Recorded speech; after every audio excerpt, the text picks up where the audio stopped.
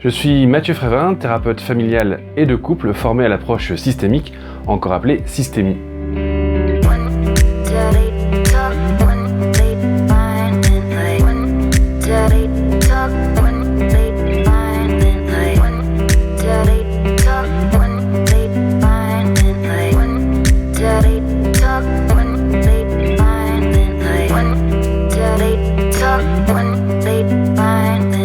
La thérapie systémique soigne les relations et la communication dans des couples ou des familles qu'elle définit comme des systèmes.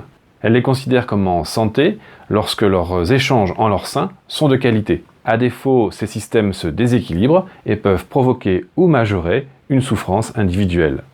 La thérapie systémique n'intervient pas sur une pathologie psychiatrique en particulier, telle que l'anxiété ou la dépression ou encore les addictions, les troubles du comportement alimentaire ou encore la psychose.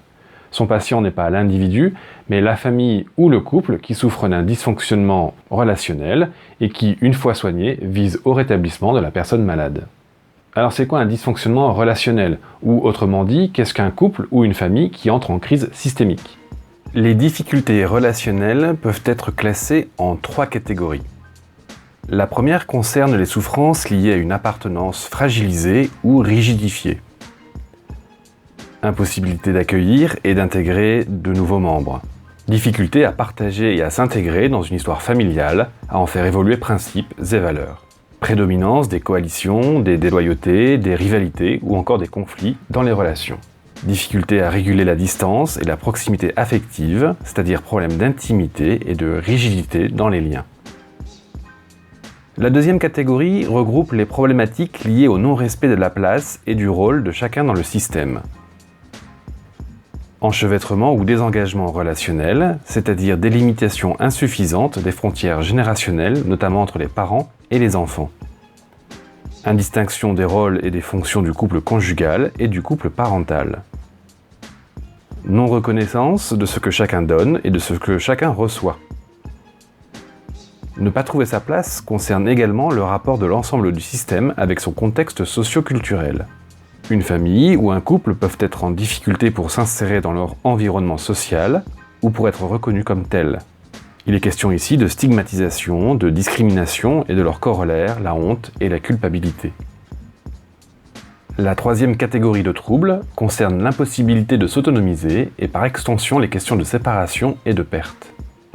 Phobie scolaire et sociale, impossibilité de quitter le foyer pour les enfants devenus adultes, syndrome du nid vide pour les parents après le départ des enfants, deuil non fait, fusion ou rupture relationnelle, coupure émotionnelle des racines familiales et culturelles de manière brusque et conflictuelle. Notons que cette répartition des troubles est artificielle. L'équilibre d'un système entre appartenance et autonomie étant un processus dynamique, les problématiques sont toutes imbriquées les unes dans les autres. Par exemple, une autonomie impossible a maille à partir avec une appartenance rigidifiée et une place mal définie. Une fois encore, le fonctionnement est circulaire. Les dysfonctionnements de chaque niveau sont cause et conséquence des dysfonctionnements des autres niveaux. En outre, les problèmes de communication irriguent et alimentent de façon transversale chaque catégorie de problèmes. Injonctions paradoxales, secrets, tabous, non-dits, incompréhension, mésinterprétation se retrouvent à chaque niveau. Pour accompagner les familles ou les couples à dépasser leurs crises relationnelles ou communicationnelles, le thérapeute systémicien considère ces systèmes qu'il a en face de lui comme compétents.